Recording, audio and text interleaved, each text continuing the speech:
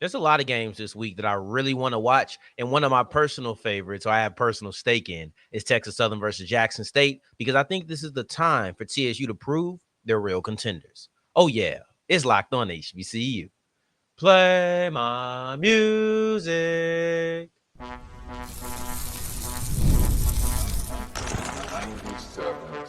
You are Locked On HBCU, your daily podcast covering HBCU sports.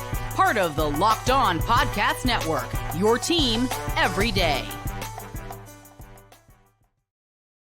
What's going on, family? Welcome back to another episode of the Locked On HBCU podcast, your number one daily one-stop shop for everything HBCU athletics, Monday through Friday, part of the Locked On Podcast Network, your team every day. And I, of course, am Darian Gray, a.k.a. the Mouth of the South, Texas Southern alum and former TSU Herald Sports editor and current contributing writer at USA Today's Saints Wire. Thank you for going on this journey with me, making Locked On HBCU your first listen of the day every day. And remember, just because the mic cuts off does not mean that the journey's over. It just means it's time to follow me on Twitter at South Exclusives. Starts with an S and ends with an S. Today's episode is brought to you by FanDuel. And now, if you put down a $5 bet, you get $200 back in bonus bets. If you go to FanDuel.com/locked-on, go there to make every moment more. It's all about our games that we want to watch. It's not the premier game of the week, but I have a ton of games that I want to see because it's SWAC play. For the first week, we're all the way in SWAC conference play. We'll look at a couple of those games in segment 3. In segment 2, we'll look at Morgan State's tough task of stopping Stony Brook's top 10 running back in the country. But we kick it off with number 1, Texas Southern versus Jackson State. This was a matchup that I really did consider making it my game of the week. And I've had a lot of fun lately because I've had 2 games that I've had to pick between for probably the last 2 to 3 weeks. No, it was the last 2 weeks. I knew I was going Southern versus Jackson State the week prior to that. But I was on the fence between JSU versus Texas Southern. I opted to go Grambling versus PV. That's going to be our game of the week tomorrow. So Graham fam, make sure y'all check in. I'm rooting for you. I'm rooting for you good because I don't want PV to have, but that's neither here nor there. Let me focus on my home team rather than despising the enemy. It's time to prove it, Texas Southern. And you haven't been talking any kind of way, but I have. Yesterday, I came in and I said a whole lot about how I believe in TSU. And quite frankly, a loss this week won't make me not believe in TSU as long as it's a loss in the way that I expect the game to go either way. I think it's going to be close. If somebody comes out and whips the other team, I would be really surprised. I don't expect that. I think that TSU is a quality team. I know. It feels as if there's bias involved. I do not believe that there is, but I'm open to being wrong on that. But I'm looking for TSU to showcase everything that I believe in them. You have to understand, TSU last week went up against a top 25 team in the country on the FCS level without their starting quarterback and arguably one of their 2 top running backs. And they kept that game close to where Lamar needed a touchdown in the last couple of minutes in order to win the game. We have to understand what we're talking about. I've said this before and I'll say it again. If TSU was a team that we're used to being competitive, used to winning, if TSU was a team that we expected anything out of this year, the way that they started this season, we will be talking about it a whole lot differently. I would argue we'd be talking about it a whole lot more. I understand that they're 1-2. I'm not trying to make it seem like they're 2-1 or 3-0. But that game versus PV, I think that was a statement victory at the time. I have more questions about the Panthers now than I did then. But at the same time, PV went off and they beat an FCS opponent. Then you look at the next time that Texas Southern faced an FCS opponent, which was a top 25 team. If we had any other team that was competitive against a top 25 FCS squad, we will be talking about that victory, about how they looked good in defeat. But I haven't really heard that. And TSU did that without their starting quarterback, without Danny Green, a running back who I think is going to be really good, showcase himself to be really good in that PV game. They had Quintel Quinn come in and run for nearly $150. He stopped at 149, 1 yard short. I'm just saying, TSU is doing things that if any other school was doing it, we'd be talking about it. I'm not in the business of treating everybody the same. I think this was a Mike Tomlin quote where he talked about, and I'm going to paraphrase it, but basically, I don't treat everybody the same, but I treat everybody fair. And I love that quote because it shows the distinction between the two. People a lot of times think treating somebody fair is treating that person the same way as that person. But two people don't have the same history, the same way two teams don't have the same history. So I understand why you would be skeptical to believe that TSU can do it. They're 1-2 right now. You had no belief about them coming into the year. I get it. I genuinely get it. But I think that they've shown enough to generate some excitement. I think they're going to be one of the best in the West. I do. But this game is not going to be, I wouldn't even say it's not going to be a cakewalk. I think it's going to be a difficult game, and it's one that I could easily see them losing. But I think that if they do win, if they do go out there and they knock off Jackson State, we're having a different conversation. We're having the conversation that I'm trying to have right now. We're having it next week. That's the way that I see it. If Jackson State loses to Texas Southern, I don't want to hear this show will not lead off. It may lead off with that, but I'm not sure. Depending on how it looks, this won't be all about, oh, Jackson State maybe isn't what we think they are. No, it's going to be about the fact that I think that Texas Southern is a quality team, and this win will prove it. It's prove it time. As for Jackson State, I don't want to make it seem like I'm just leading with only TSU. JSU to me is a team that will test Texas Southern's passing defense because I haven't seen it tested yet for real. They have some really good running backs. The matchup that I can't wait to watch in Jackson State versus Texas Southern is Jacob Williams versus the rushing attack of Jackson State, because there's so many different runners that you're going to have to face, whether it's Terrell, whether it's Martin, whether it's Mulligan, whether it's McCoy. You have all those guys, especially a guy like McCoy. If he's able to run around, you know that you're in trouble. They say that he's one of the best athletes, if not the fastest guy on the team. Well, I want to see the same thing from Jacob Williams in tracking him down. That's going to be a fantastic chess move if we're able to see Cam McCoy. You're looking at Mulligan. You're looking at Martin. You're looking at Terrell. Terrell is dynamite. The same way the athleticism of McCoy I'm speaking about, now I'm talking about in a downhill running back. This is going to be a fun matchup. I can't wait to watch Jacob Williams try to contain, he'll be part of, but trying to contain that rushing attack of Jackson State. I can't wait to see a guy like Fortillion, because I like JSU skill weapons. I like JSU, period. Their loss to Grambling, it didn't shake me. I still think that this is going to be an extremely quality team, and this is going to be a game that I can't wait to watch. Jackson State is going to be coming in angry. Jackson State is going to be coming in very upset and looking to prove that they're one of the top dogs. I don't know if people are doubting it, but I'm sure that that's the feeling in the locker room that is being doubted. I'm sure the feeling in the locker room is, I need to remind y'all who that I am. You know how the phrase goes, right? We're going to keep the expletives off the show. But if this was Locked On HBCU After Dark, I'm going to remind them who okay. Now, here's the thing. Is that KJ Cooper, if he's able to come back, because I do hear that Cooper is close, if not going to be back this week. I do hear that Danny Green is close, if not going to be able to come back this week. There's not a lot of tape on those guys. So if they do have a heavy dosage of Cooper and Green, all you really have is the PV game to go on. That'll be interesting. It'll be interesting because we're 4 weeks into the season, 3 games into the season. Well, yeah, I think both of these teams have played 3 games. I think they both had a week off. But no, Jackson State's played 4 games. Excuse me. But for TSU, you're 3 games into the season. You typically think you're going to have some film. Maybe not. That'll make preparation a little bit more difficult. But man, Texas Southern looks like they're going to have a squad, and I think that this is the moment to prove it. You come out with a victory, nobody's questioning you anymore, and I expect them to move into that top 5. I say that in a vacuum. Anything else could happen, but I expect them to move into that top 5 if they win. As we push forward, now I'm looking at Morgan State's defense, and we just got done talking about the running game, so let's keep it there. Morgan State's rush defense is about to be tested because Stony Brook has a running back that is top 10 in yards and top 5 in rushing touchdowns.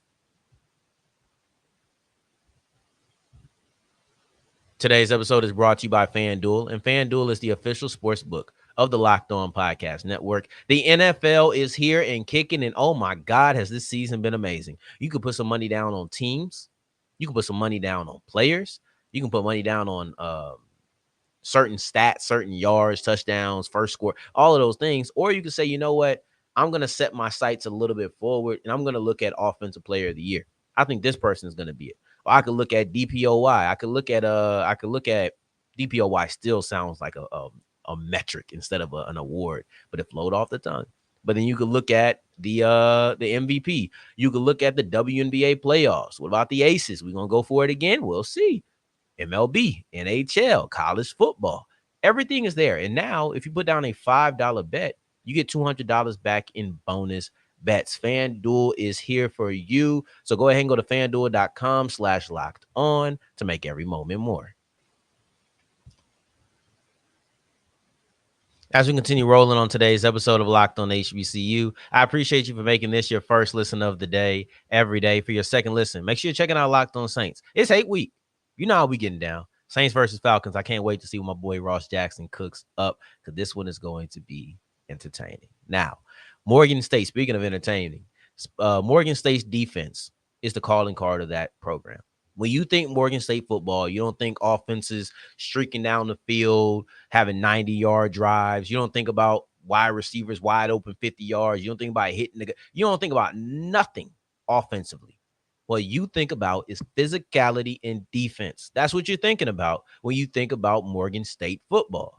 And what makes this beautiful is I'm not going to say the calling card of Stony Brook is their ability to run the football, but they're pretty good at it. I don't watch Stony Brook enough to say this is what they do. This is their bread and butter. I don't know. But I'll say this. That's what Morgan State does. Morgan State plays defense. That's their bread and butter, their calling card. That's what they're known for. However you want to shape it, however you want to slice it, that's what they do. Okay? Now, the next part of that is that when you have a strength versus a strength, to me, this instantaneously becomes a big-time matchup. See, it's a game to watch because you have a big unit versus a aspect of offense. I wouldn't say a big unit is the running back, but running the ball is half of offense, right? So that little matchup makes this a must-watch game. If you have a strength versus a strength, a lot of times it can become a must-watch game. A strength versus a strength is always at the worst, at the smallest, lowest level, a must-watch matchup. I don't care if it's the best defensive tackle versus the best guard. That instantly becomes a big-time matchup. So when I'm looking at Morgan State's defense is 9th in the country in total yards, defensively, right? So they allow the 10th or the 9th least amount of yards. Okay, cool. We look at that and we know that's the bread and butter. But what about running the ball? They only allow 3.88, I believe. Let's round it up to 3.9, whatever it was. I think it was in that 3.9 range, or rounding up to 3.9 range. That's good to me. That's solid. You know, it's not great. It's not deafening, but if we're talking about quarterback scrambles, we're talking about everything involved, an overall 3.88, that's solid. I'll take that. And knowing that they're a really good defense, I will take that. But now you have Roland Dempster coming to town. And Stony Brook's running back is top 10 in the country in yards. He's where is he at in yards? I can't remember it. But he's averaging over 100. He's top 3. He's top 3 in touchdowns with his 6 touchdowns. This is a guy who ranks top 3 in touchdowns, top 10 in yards in the country. He's number 1 in CAA in both of those categories. I think that was pretty safe to assume. This is a strength on a strength. I can assume without watching too much Stony Brook that they want to come in and run the football. And Morgan State being a defensive team, they always want to stop you from running the football. I've never met a defensive team who didn't want to stop you from running the football and force you to pass. I've never seen that. I've never seen the defense is like, man, I want you to throw on first and second down so I can clamp you up and then give you a third and long where you have to pass. Like, they'll take it, but that's never the mentality. So I know any defensive team is preached and taught stopping the run is paramount. That's just a fundamental process of being a defensive team. It's a principle, I should say, right? This is a matchup that you have to watch. It makes the game must watch because these two entities, one's a whole defense, one's a running back, but entities nonetheless, they are all top in the country. You're talking top 10, even rush defense. Morgan State's top 30 of everybody. That's good. You're having a solid run defense. This is one that I can't wait to watch. I just hope that we don't fall into that same trap of Morgan State's offense isn't good. And I think that conversation of how good is it going to be, it'll continue until conference play. If they come in, they hang 25 on Stony Brook, so be it. This is Damon Wilson's first opportunity at Stony Brook. Um, Morgan State's looking for their first victory over this school. Last time they faced off was 2022. That's when it was. So it's going to be one that we're definitely watching closely. Roland Dempster versus the Morgan State rush defense. You know how it happens. You know how they typically are. So I can't wait to watch this one. But as we push forward, I have a lot more games. I have a lot more games that I want to look at.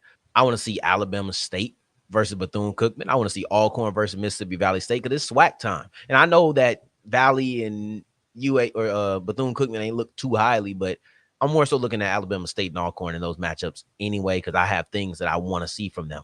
But it ain't all about the SWAC. North Carolina Central versus Norfolk State opens up MEAC play. So we have a lot of things that we're going to be looking forward to, and I want to break them down as we continue with Locked On HBCU. Today's episode is brought to you by Prize Picks. Prize Picks is America's #1 daily fantasy sports app with over 5 million active members. Prize Picks is the easiest and most exciting way to play daily fantasy sports. All you do is pick more or less on 2 to 6 player stats projections and watch the winnings roll in. You know what? Caleb Williams passing yards gets you one win on Prize Pick every week. That's right. Only 1 yard, and you get an automatic win every football weekend in September. 4 weeks of free W's. Don't miss out on the Prize Picks deal because it's gone when September ends. But yeah, it invented flex play. So even if you miss one, you have the Caleb Williams basically free pass. Then maybe you get another one where I missed one. You still get a payout. You still have the opportunity to nearly double your money. So I'm telling you, download the Prize Picks app today. Use the code Locked On College. Get $50 instantly when you play $5. That's the code Locked On College on Prize Picks to get $50 instantly when you play $5. You don't even need to win them to get the bonus. It's guaranteed. Prize Picks, you already know. Run the game. As we continue rolling and wrap up today's episode of Locked On HBCU, I appreciate you for making this your first listen of the day every day, making it all the way to segment 3, and I thank you 2 times for that. Thank you. Thank you. Now, I have a couple of games that I'm still looking at. That's what, 5? That's 5 games that I'm going to break down today alone. But I'm excited about this week. It's SWAC conference play. It opens up. So now the stakes raise. Everything becomes more important. See, that game that I was talking about in segment 1, Jackson State versus Texas Southern. This is the 3rd straight game against a SWAC team, a SWAC member that Jackson State is playing, but it's the first one that even really matters. Like, yeah, bragging rights matter. You want to beat Grambling, you want to beat Jackson State, or you want to beat Southern, but neither of that really mattered for Jackson State. It wasn't going to be the end of the world. This was a situation where you wanted to win because you wanted to win, but technically those were non-conference games. Now everything matters. That's what the change in this week is. The switch has been flipped. TSU has played a conference game, and I think and Southern has too, and PV has played 2 of them. So it's time, and I'm very excited. Anyway, anywho, I only highlighted 1 game from the SWAC slate. Let's get 2 more in before we get to that last MEAC game, which is Central versus Norfolk State. Alabama State versus Bethune-Cookman is one that I really want to watch because it's now or never when you're looking at the offensive performance of Bama State. You start losing games in SWAC play. It doesn't matter if you figure it out later. They have FAMU October 5th. I don't mean to be disrespectful, okay? I don't mean to be disrespectful towards Bethune-Cookman. But you got to get through Bethune-Cookman and get your quarterback situation together. You do that, and let's say you just come out and you look really good versus Bethune-Cookman. I'm looking at FAMU versus Alabama State with a little bit different of an eye. But if the offense still looks like it's struggling, I don't know how excited I can be for this game. I think it's going to turn into a real defensive slugfest, which I expect that You typically see this as it's not a high scoring game between Bama State and FAMU. But here we are. We're getting our eyes looking ahead. I'm about to give you a whole breakdown of a game that's not even happening this week.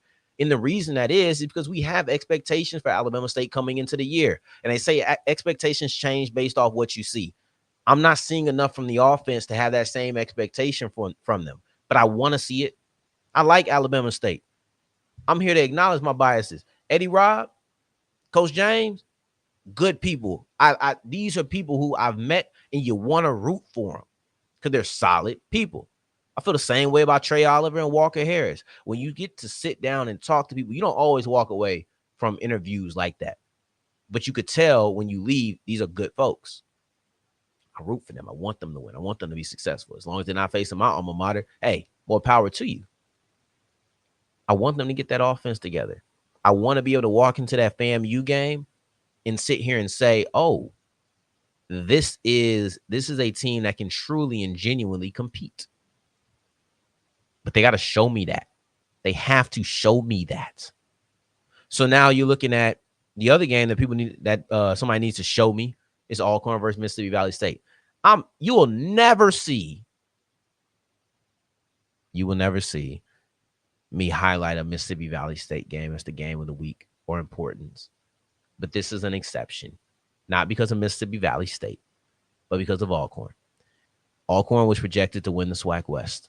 I said it on yesterday's episode. SWAC West runs through the Tigers. Grambling versus TSU. I plan on being at that game. Yard talk, holla at me. All right? If you're going to be at the game, let me know. But I plan on being at that game. I think it's October 26th. It's a couple weeks after homecoming. It's either, or maybe it's the 12th. I don't know. They got home games both of those days, but I'm going to go to them. That's the point. Is Alcorn ever going to get it together and make my statement wrong? That's what I want to see. Are they going to be as bad as they were against McNeese, Vanderbilt? Like, probably not. But are they going to be good?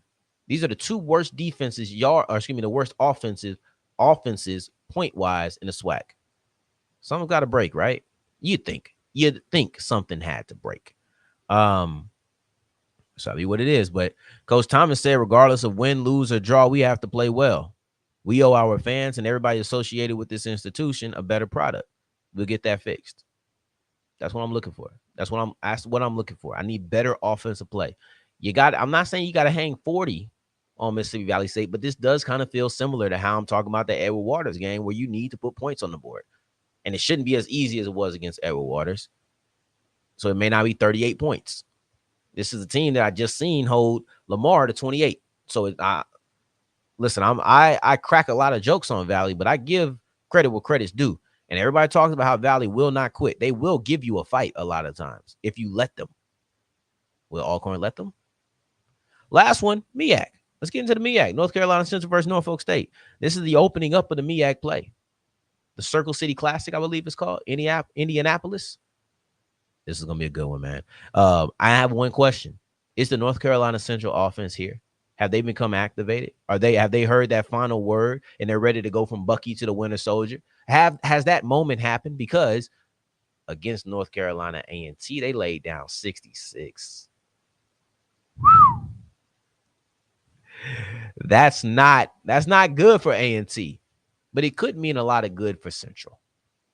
It could mean that Walker Harris, who had the best game of his season, could finally be putting it together. I think the Circle City Classic, that game in Indianapolis, is where he faced Valley last year. I could be wrong, but I think that's where you faced Valley. Maybe there's something special about this field for him. This year, we facing Norfolk State.